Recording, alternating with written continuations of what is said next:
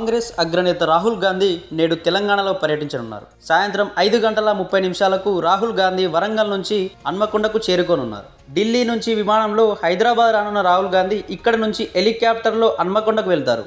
సాయంత్రం 5:30 ప్రైవేట్ కార్యక్రమాల్లో పాల్గొని అనంతరం పార్టీ శ్రేణులతో సమావేశమవుతారు. సాయంత్రం సుబ్రత హోటల్లో కొంతసేపు విశ్రాంతి తీసుకోనున్నారు. ఆ తర్వాత ట్రైన్లో స్టూడెంట్స్తో ప్రోగ్రాంకు ఆయన వెళ్తారు. రాత్రి 7:30 అక్కడి నుండి తమిళనాడు బయలుదేరే అవకాశం. రాహుల్ గాంధీ ఆకస్మిక పర్యటన తెలంగాణ కాంగ్రెస్ వర్గాల్లో ఆసక్తిగా మారింది. రాహుల్ గాంధీ రాష్ట్రానికి రావడం వెనుక రాజకీయ కారణాలు ఏముంటాయనే దానిపై పార్టీ శ్రేణుల్లో ఆసక్తికర చర్చ సాగుతోంది.